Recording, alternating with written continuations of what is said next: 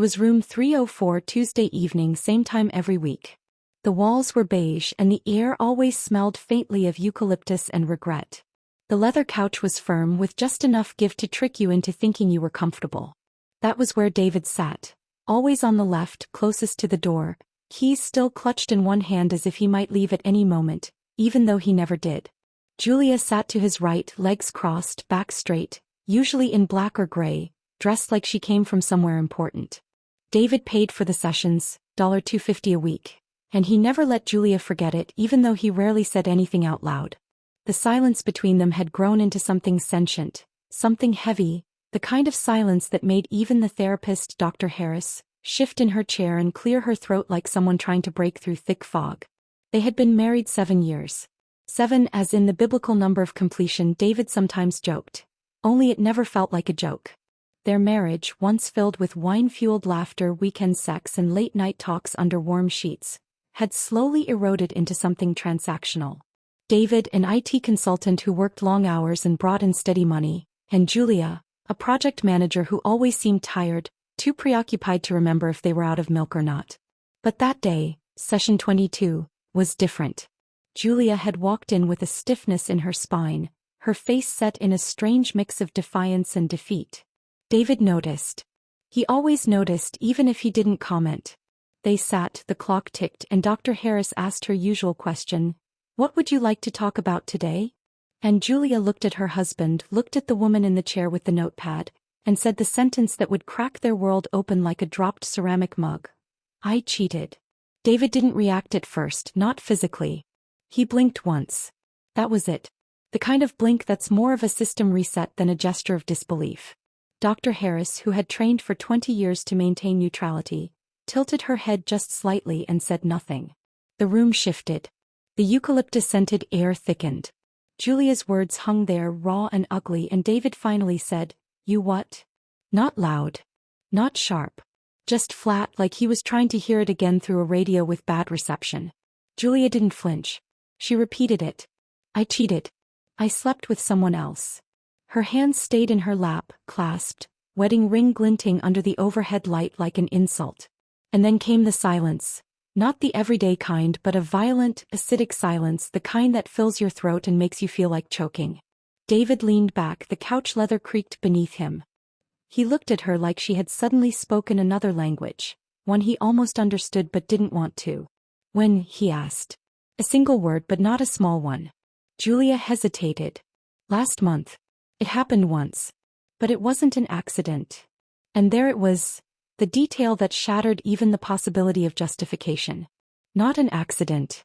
Not alcohol, not confusion, not revenge. A choice. David felt a slow, warm burn rise in his chest. Not rage, not yet. Just heat. Like his body preparing for war. He stood up. Sat back down. "You're telling me this, here?" he said, gesturing to the therapist, the room, the invisible weight pressing on all of them. "You waited until we were here in this room I pay for to tell me you." His voice cracked and he stopped. Julia didn't speak. Dr. Harris leaned forward, slow and practiced. "Julia, can you share what made you choose this space this time?" And David wanted to laugh. Choose this space, what kind of psychological hallmark line was that? But Julia nodded. "Because I knew he wouldn't scream here. Or throw anything. Or leave. I needed him to hear it without burning the house down." The cruelty in her logic was dazzling. But it gutted him. She had done it not to protect him, but to protect herself from his reaction. A controlled burn. David laughed once, loud and bitter. "Wow," he said. "Amazing. You cheat and I still end up paying for your safety." Dr. Harris asked David what he was feeling and he said, "Like a goddamn idiot." He didn't cry. He didn't beg. He didn't ask who, not yet. Instead he asked the one question he knew mattered most. "Do you love him?" And Julia, beautiful, complicated Julia, said, "No. But I wanted to feel like I was still capable of desire. Of being wanted." David closed his eyes. That hurt more than a yes. That hurt because he understood it. Knew what it was like to become invisible inside a marriage. He'd felt it too. But he had never stepped out.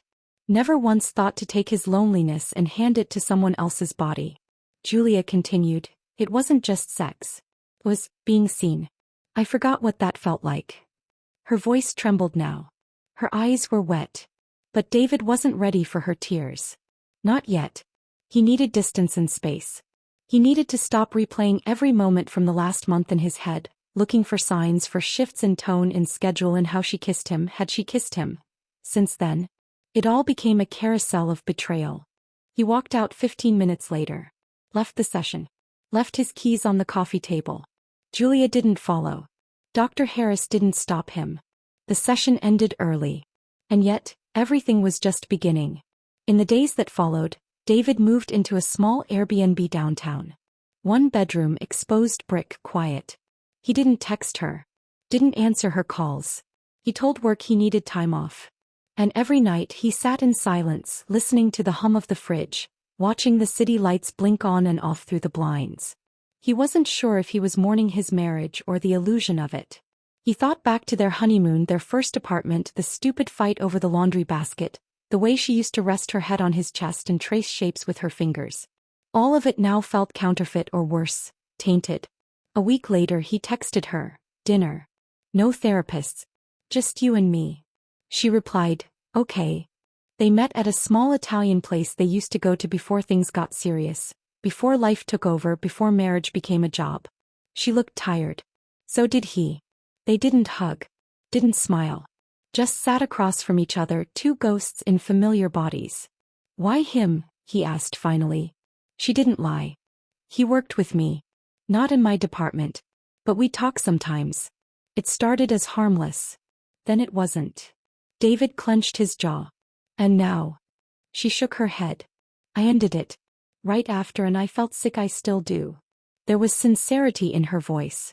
But David wasn't sure if that was enough. "So what now?" he asked. Julia's eyes shimmered. "I don't know. I want to fix this. I know I broke something. I'm not asking you to forgive me today. But I'm asking you not to throw it all away." And he wanted to throw it away. It would have been easier. To be the wronged one. The one with the high ground. But he also remembered all the ways he had pulled away over the years. Emotionally, physically. He hadn't touched her in weeks before it happened. Hadn't looked at her with hunger in over a year. There had been no affair. But there had been absence. Was that equal? No, but it wasn't irrelevant. They agreed to go back to therapy. Together. This time David spoke more. Asked hard questions. Set hard boundaries. Julia listened. Apologized. Repeatedly. Not just for the act but for the impact. The wound she carved open with her truth. It took months. Then a year. They moved slowly. There were relapses. Fights, doubts, nights spent apart. But they kept showing up. Kept choosing to be in the room. And one day in session 52 Dr. Harris asked them, "What does forgiveness mean to you now?" And David looked at Julia. Not the woman who cheated but the woman who stayed. Who fought. Who cried. Who did not beg but who rebuilt brick by agonizing brick. He took her hand. "It means knowing she's not perfect," he said, "and choosing her anyway." Julia broke. Silent tears. David didn't wipe them this time. She did. She was stronger now. They both were. The marriage they had now wasn't the one they started with. That one was gone like a burned-down house. This was a rebuild, not a restoration. And maybe that was okay. Maybe it was better.